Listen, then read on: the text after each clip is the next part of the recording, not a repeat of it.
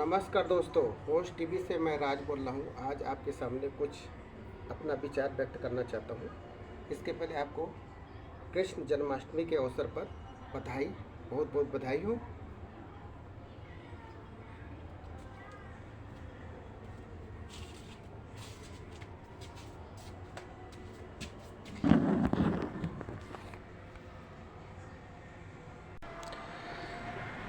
दोस्तों, ये मीठी नीम है, इसको कड़ी पत्ता भी कहते हैं। ये फ्राई करने के काम आता है, दाल फ्राई वगैरह और भी चीज़ों में तड़का लगाने के लिए काम आता है।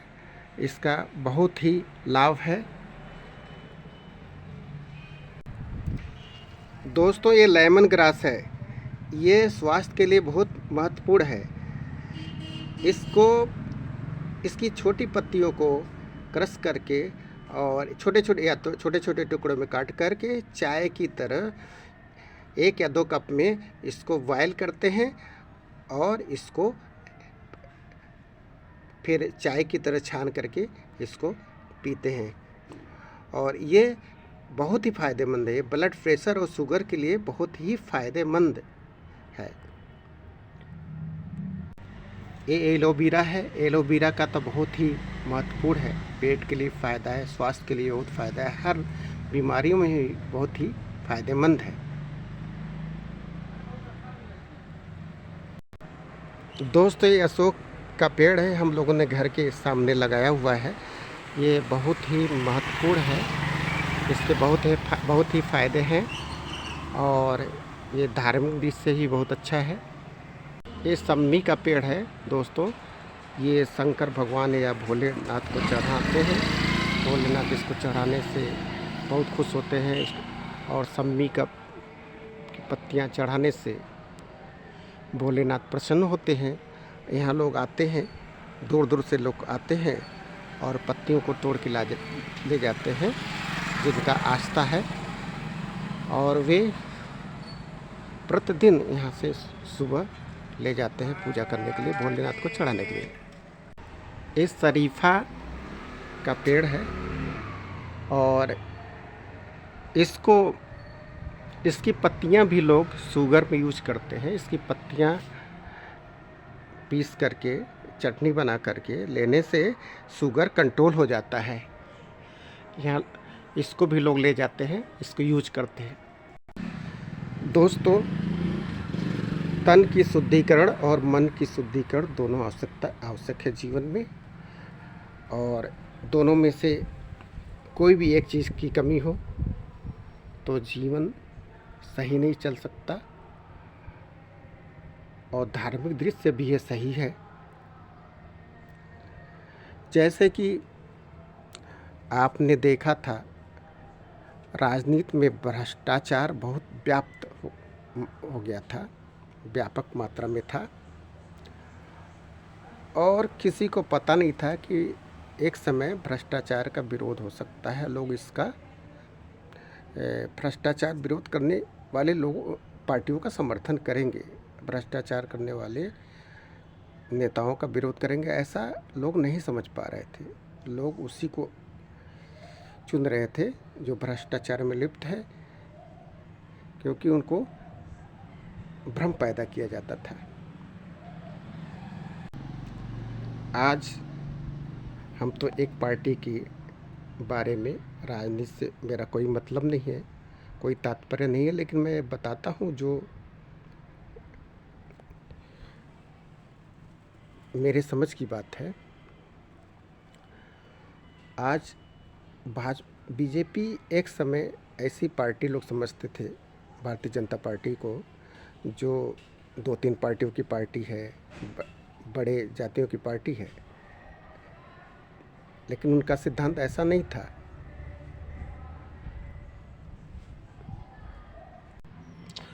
माननीय नरेंद्र मोदी जी ने और माननीय अटल बिहारी वाजपेयी जी ने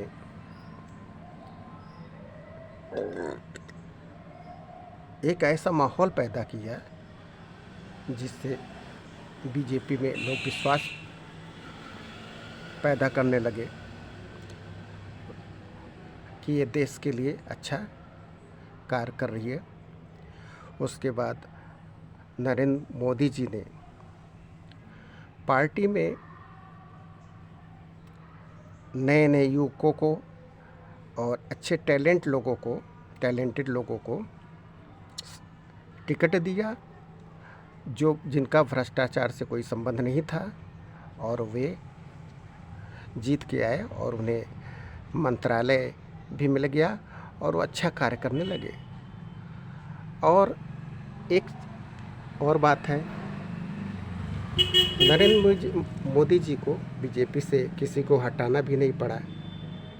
अगर कोई भ्रष्टाचार का कार्य किया है उसको हटाया जाए तो भी ये संभव नहीं था, लेकिन उन्होंने शुद्धिकरण किया। अगर आप एक पानी जो गंदा है उसमें और पानी डाल दें, स्वच्छ पानी डाल दें, तो धीरे धीरे वो स्वच्छ हो जाएगा।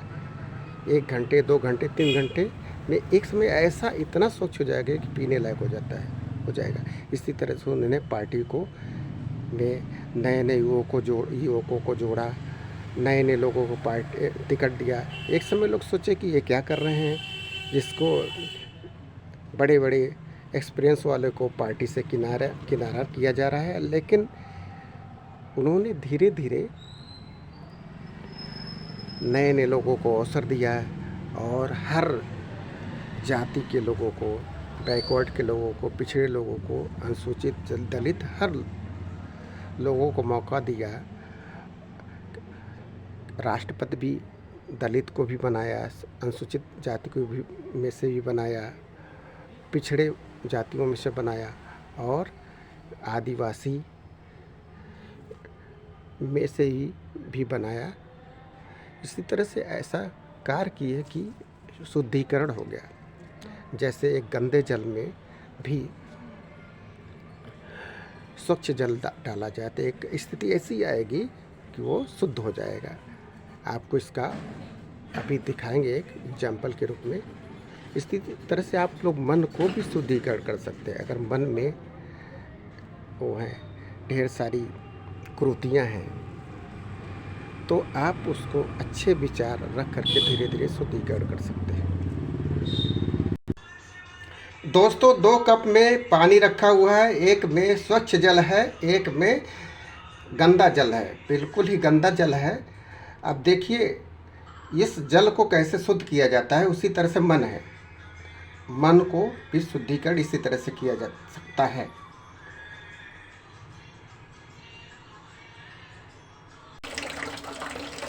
अब ये गंदे जल वाला ये कप हम लिए और इसमें और जल भरते गए और भरते गए और देखिए गंदा है, और जल भरते जाएंगे और जल भरते जाएंगे, शुद्ध जल भरते जाएंगे।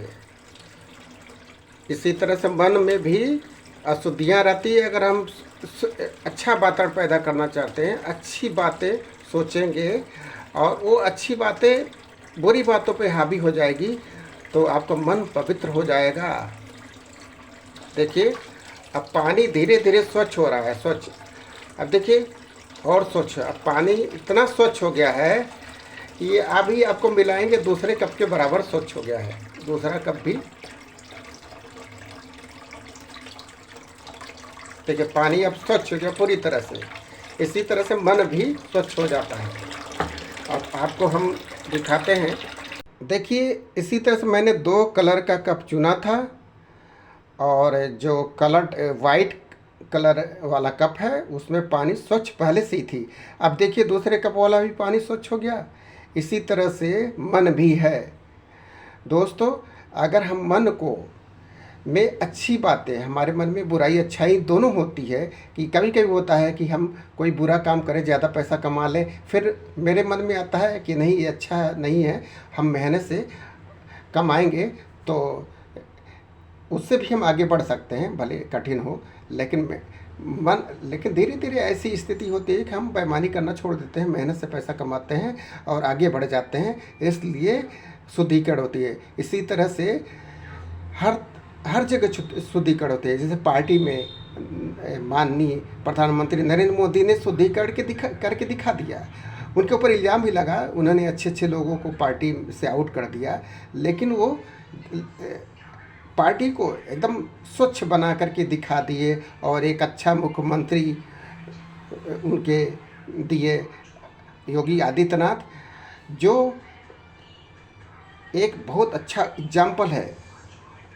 और पहले क्या होता था कि अगर हम ईमानदारी की बातें जो करता था वो हार जाता था, क्योंकि बेईमानी की बोलबाला थी।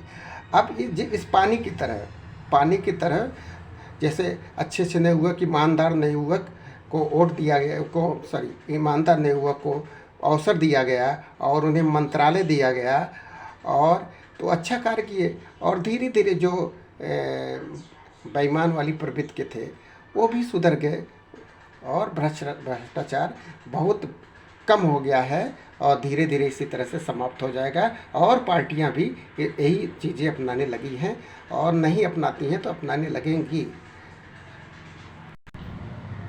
दोस्तों, इसी तरह से हम अपने शरीर को भी शुद्धिकरण करके स्वस्थ बना सकते हैं, मन को भी शुद्धिकरण कर सकते हैं और अपने जीवन में कार्य क्षेत्र को भी शुद्धिकरण बना सकते हैं। राजनीतिक वातावरण भी शुद्ध हो सकता है जब, तो क्यों नहीं हम जो है अपने मन को शुद्ध कर सकते हैं, अच्छे विचार ला सकते हैं और तन को भी शुद्ध कर सकते हैं, बीमारियों को दूर कर सकते हैं। इसी के साथ मैं ये वीडियो समाप्त करता हूँ। दोस्तों, ये वीडियो आपको पसंद आया तो इसे लाइक कर देना और ज़्यादा से ज़्यादा लोगों में शेयर करना है। और जो इस चैनल को सब्सक्राइब न किया हो सब्सक्राइब कर ले, जिससे नई नई जानकारियाँ आपको प्राप्त होंगी, देखने के लिए मिलेगी। जय हिंद,